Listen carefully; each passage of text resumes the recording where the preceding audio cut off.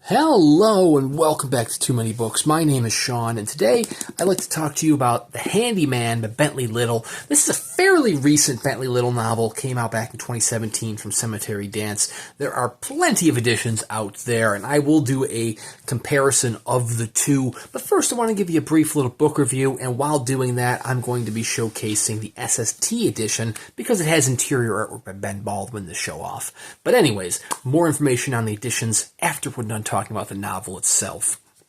Now, Bentley Little is known for having a very strict formula to his novels. They typically follow the same type of format. Every man in a small town comes face to face with something that would otherwise be a normal aspect of society, but has been twisted into an evil version in Bentley Little's way, and he thus does battle with that form of evil in order to save said small town. The Handyman's a little bit different than that, though. For one thing, the first several chapters, the first 60 pages, is actually a coming-of-age story. Daniel, the protagonist of this, he has a nice recollection of his life over those first 60 pages, detailing when he was a young 10-year-old and his family wanted to move to a nice little summer home, and they encountered the handyman, Frank W., who said he would help build this little manufactured summer home, but ended up doing a pretty shoddy job, which led to their entire family's lives being torn apart. Absolute devastation, as one could possibly expect from a Bentley Little novel. And man, those first 60 pages, they hit hard. It's just wow. Literally, page 62 here. The first 5 chapters is the coming-of-age story, and it's probably some of the best chapters I've ever read from Bentley Little. And that's not to say that the following chapters are any worse by any means. No, it jumps at page 60 back into the present day, where Daniel, who is now an adult and is now a realtor, is dragged back into the world. He's suddenly forced to remember handyman Frank W., and he soon finds out that Frank W. has ruined other families' lives as well, and he makes it his mission to track down Frank W. and get his revenge for his ruined childhood. And man, it's a solid read. It's a solid adventure that really seemed out of the norm for Bentley Little. I mean, yes, once he does encounter Frank again, Frank kind of has some very sexual deviant undertones with some of his language that one can expect from Bentley Little. But really, the first part of this novel was just absolutely standout writing from him. If you were sick and tired of Bentley Little's formula, I would say give this one a shot. I mean, those first 170 pages or so, it's a breath of fresh air. That being said, we then soon get to part 2, which unfortunately is it's the stain on this novel. Part 2 isn't bad per se, but it's nearly 100 pages of short stories. There are 8 chapters in part 2 that don't, here's, part 1, part 2, that don't actually contribute to the overall narrative. Part 2 consists of 8 chapters, each of which is basically a short story detailing other lives that were ruined by Frank over the years. As one can expect with the supernatural essence that Frank has been providing thus far, these stories branch out across various decades, various locales, and all sorts of different families, all of whom had their lives turned upside down. Some of these chapters are very solid. I mean, some of the chapters are pretty damn good, including the 8th chapter, which details Frank's time in Vietnam.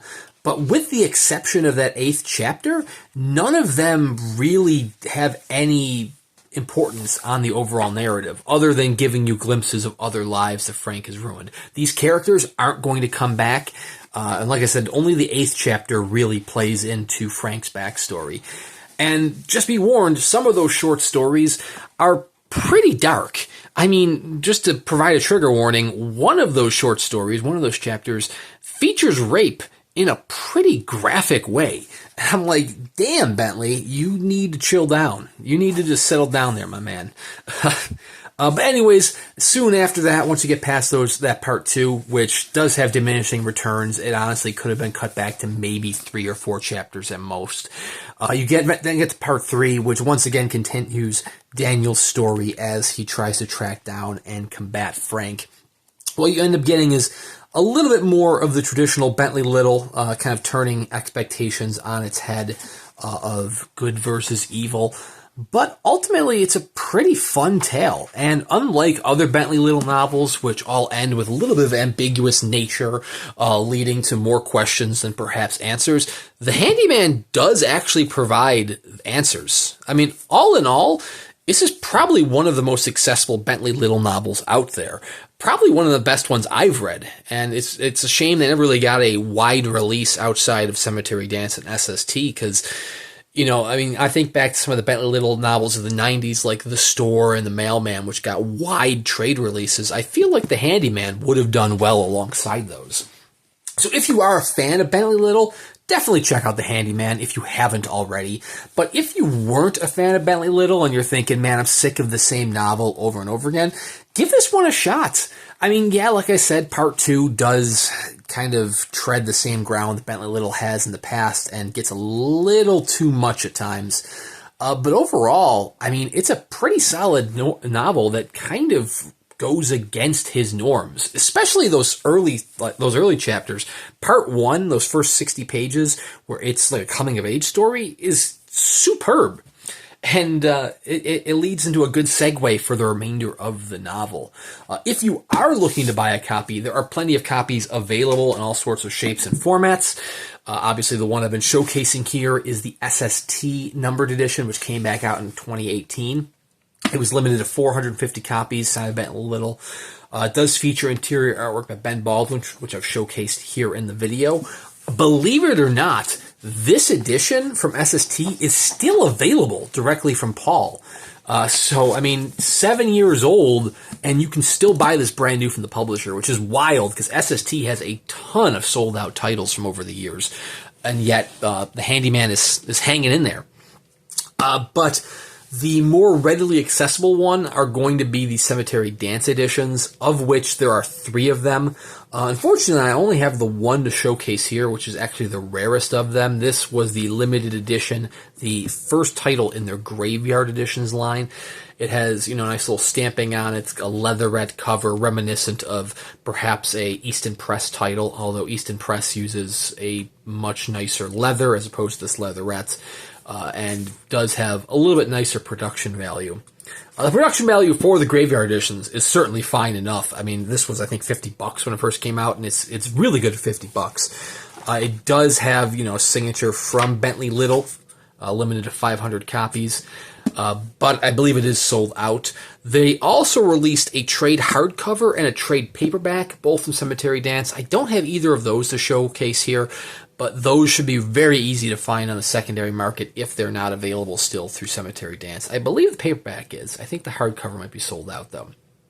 But if The Handyman is something worth checking, that interests you and you want to check out, you can certainly buy the limited edition from SST, which is probably the way to go. It's a nicer trim size. Even the paper is a nice thicker paper. I mean, these are pretty much the same page count. If you were to put them side by side, the SST one is engulfing the Cemetery Dance one. The page count is about 10 pages more for the SST edition, but that does also include the pieces of artwork and the blank page behind it on the back side of the artwork. So really, the pages are hand in hand between the two editions. So if you want a fancy edition, SST is still available. If you want a cheaper edition, there's trade paperbacks and trade hardcovers from Cemetery Dance that shouldn't be too difficult to find. But anyways, The Handyman, definitely worth checking out. Thank you very much for watching. Please consider subscribing to the channel here. I do at least one book review a week with plenty of unboxing videos in between here and there. Like I said, if you wanted to have another starting off point for Bentley Little, whether it's your first novel by him or a novel that might reintroduce you to his work, The Handyman is probably the way to go. Just be warned that if you start to get sick of Part 2, you could honestly skip directly to Chapter 8 of Part 2, and you're not going to miss anything in the overall narrative. But anyways, thank you again very much for watching, and we'll see you around next time.